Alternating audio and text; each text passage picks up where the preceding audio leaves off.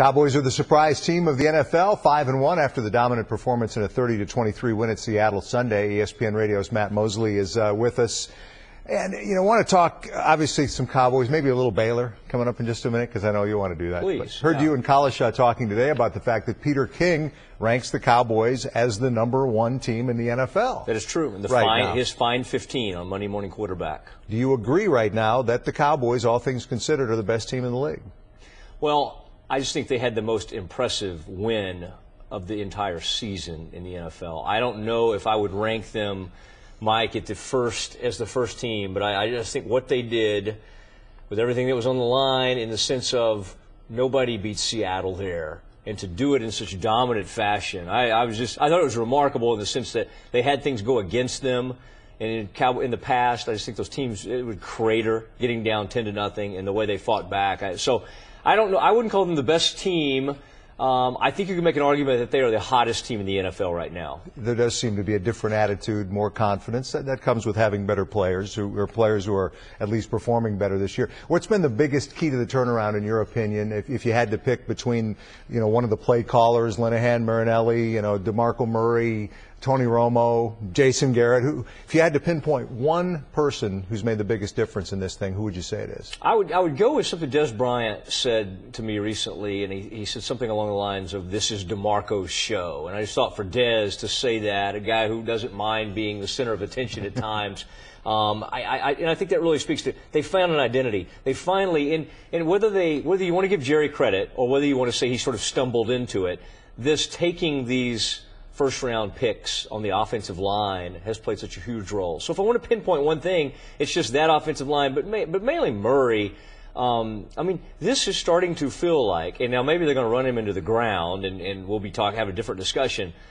But when you start talking about breaking records set by Jim Brown, that's a whole different thing. So forming that identity, I think that's first and foremost, because it takes pressure off Romo. For so long, he had to carry too much of this team, and right now he's getting to, I wouldn't call him a caretaker quarterback or a bus driver quarterback, but he doesn't have it all on his shoulders, and I think that's a very important thing. Yeah, he can still work some magic. He just doesn't have to work it constantly for the team to win. How tough was it for Jerry Jones to resist offering Jason Garrett a lifetime contract after that game last night, do you think? I think he'll resist, but I think you're right, and he had that quote about, "This was Jason Garrett's finest hour." And I knew Jason would be asked about that today, and I think it's almost sort of embarrassing for him to even try to address that. But I agree. I mean, now I thought initially what he did in the aftermath of Jerry Brown's death, and with Josh Brent, that whole situation, going up to Cincinnati and playing that game with all that, I thought that was, in my mind, that had been his finest hour, because he handled something that was horrible off the field. He somehow kept that team focused to go out and play a game.